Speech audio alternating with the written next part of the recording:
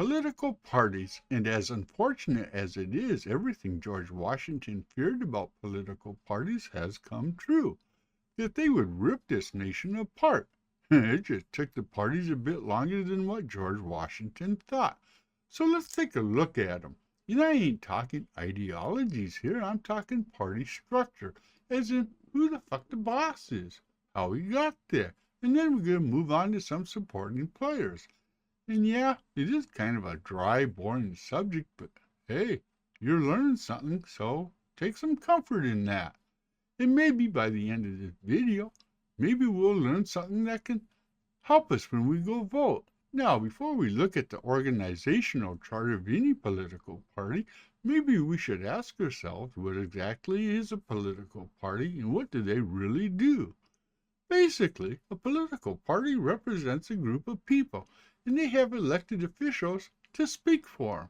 A political party will develop policies and programs to support those it represents as well as to educate those it represents on important issues of the day. Now, of course, we know they recruit candidates and mobilize voters.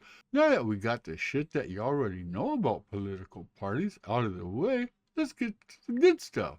Like who really makes decisions in a given political party. Because we gotta know who to blame when shit goes south, like it has for the Democrats these days.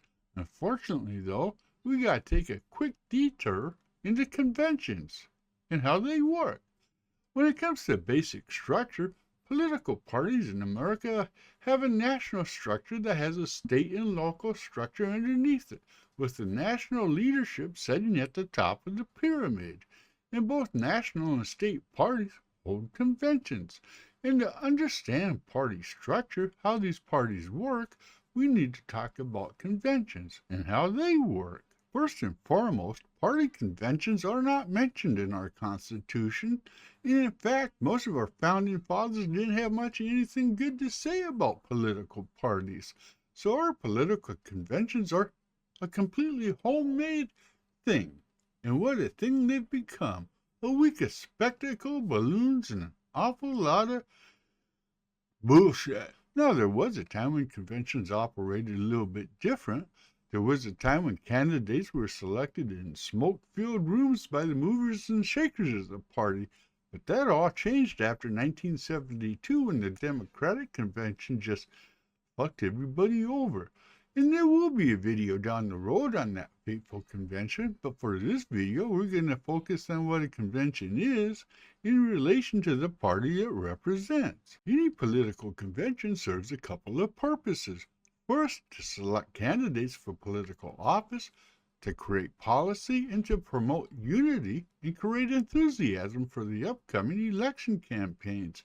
Republicans and Democrats both use their conventions to select their nominees for president. Now, if you're wondering who these people are making these decisions at the conventions, well, it's supposed to be you, because conventions are attended by people from all over, from every state, and these people are called delegates. The party from each state sends a specified number of delegates, and delegates are selected by different means. And there are different types of delegates. There are ways also known as superdelegates. And yeah, like our two parties themselves, superdelegates function differently in each party. But a superdelegate in general has more power than a regular delegate. And if you're interested in that difference, go study about them, because now it's time to move on to actual political party structure. And both Republican and Democratic parties are governed or led by committee. The DNC or Democratic National Committee for the Democrats, and for Republicans it's the RNC or the Republican National Committee. And like any committee, they got a chairperson, a couple of vice chairs, a treasurer, a secretary, and a finance chair. And all these positions are elected positions, elected by members of the party. But how do you get to be a member of that committee that's electing all these dudes to powerful positions? Well, for the Democrats, it starts with 2 people from each state, and one of those is usually the state chair. Then there's also up to a couple of hundred additional members from each state according to population size. Of course, you also have to have the leaders in the House and Senate, along with 3 governors and a couple of other state representatives, a couple of people from the Young Democrats of America, as well as Democrats abroad, and so on and so forth. Well, I've been talking about Democrats. The Republican National Committee operates a bit differently, but yeah, it is all basically the same. Now, I want to step back here because while this video is all about party structure, I ain't telling you who the fuck controls the party, who decides what candidates to run, and best of all, who controls the purse strings, the juicy stuff, the good stuff that we want to know. But don't worry, I got you covered, because if you suffer through this boring bullshit on party structure, you deserve to know the good shit, and I'm working on it, so stay tuned and sub, so you know when it's ready. Okay, if you made it this far, I apologize to you, because the way I write my scripts, my videos, I'm researching and I'm learning as I'm writing this script. And I got into this area about the committees, the people that do the voting and stuff. And I just got lost.